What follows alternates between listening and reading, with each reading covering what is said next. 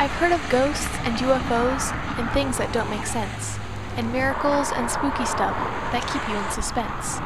But here's a tricky puzzle that defies all explanation. Where do those abandoned shoes come from on the highways of our nation? But what are road shoes? Where do they come from?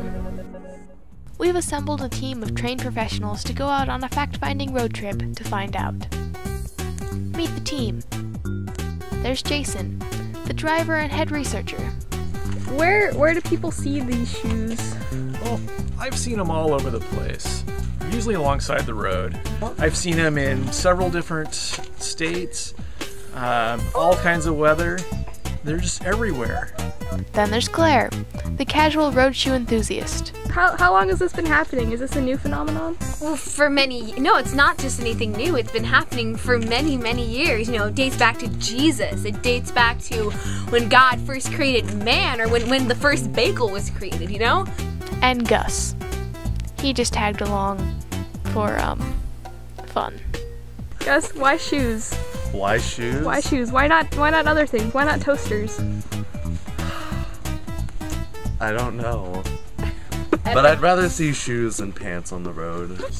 And so our team set off in search of the mythical road shoe. So, after a long road trip through many states, we took a tally of how many road shoes we found, and I figured out how many miles we drove, and kind of came up with an average of how often we saw road shoes. And it looks like about every 40 miles is a road shoe on average. So today we're going to be driving approximately 40 miles. We shall see if we actually come across one or more. Knock knock. Who's there? Interrupting starfish. This is the team I have to work with. Oh, no, don't.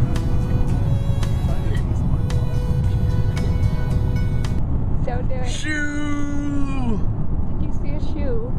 Shoe! Shoe! Shoe! I see a seagull. I think it was a dead duck.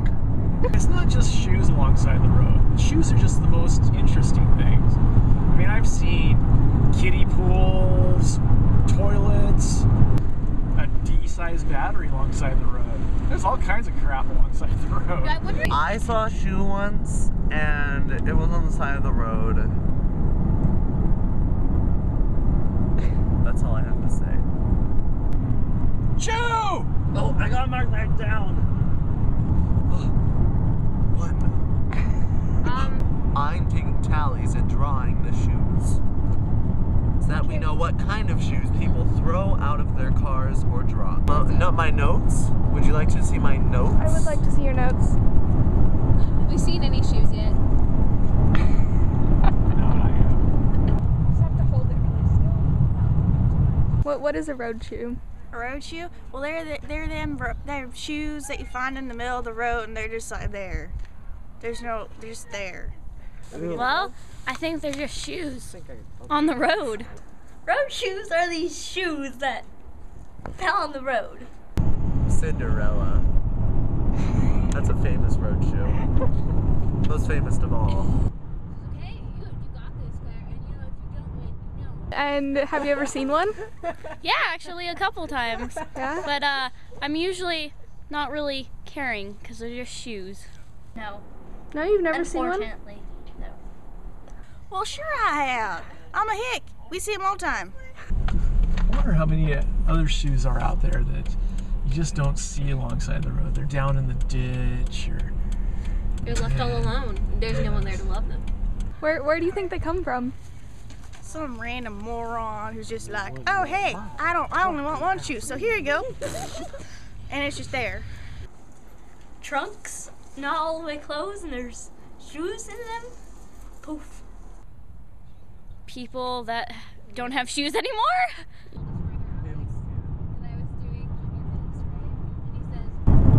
shoe. Was that good? We actually found one? Yes, it was a boot. It looked like I'm gonna add another one to the tally. It was a black rubber boot. What time of the year do you think the most road shoes are seen? Summer, because people travel more. Okay. I think the summer, because people go to the beach often, and you know, they take off their shoes and they put them on top of the car, and then they forget that their shoes are on top of the car, and then they start driving and they just go. Good point. Well, in the last 3 months, which includes summer and fall, I have seen over 100 different road shoes. I've never seen anyone toss a shoe out of a window. Have you? It's very rare. I think it's just accidents that occur around the world, and people need to be more aware of what they do with their shoes. Because, like you said, the shoes have feelings too. They have rights.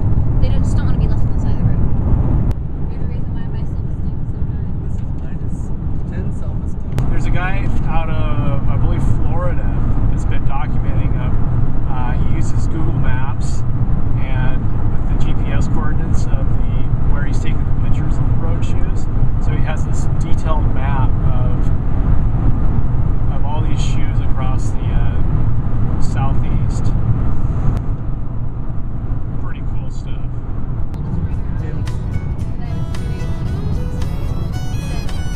But it's just, how do those shoes get there? Why shoes? Why does it seem like there's so many of them? That's what always intrigues me. I think each shoe has its own story. How did it get there? Why is it there? So, as a research team, I think Jason and I have agreed that we are never ever giving Gus coffee again. I like waffles. Agreed? Agreed. Agreed. Do Agreed. you have epilepsy? Because you're moving really fast right now. And so, the trip ended. We saw X road shoes in Y amount of time. In our approximate 40-mile trip, we did see one road shoe. That holds true to our theories, that you will see, on average, one road shoe every 40 miles. You Why? won't necessarily always see them every 40 Yeah, miles. Like, exactly. right, 40 miles. It's on the- approximate. Sometimes you see them like, 3 right in a row, then you won't see any more for like a couple hundred miles. Why shoes? But I think it just opens up more questions for our experiment. Exactly.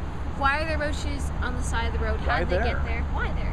Perhaps you should ask shoes. So there were still some mysteries left unsolved. I decided to interview some actual road shoes to get a better idea of how they came to be. So how did you become a road shoe? Well, I was his favorite shoe. He wore me every day. I think he was going to visit his grandparents when he lost me. It was summer and the windows were down. He was arguing with his sister. She had taken off one of her shoes and threw it at him. Not to be outdone, he did the same.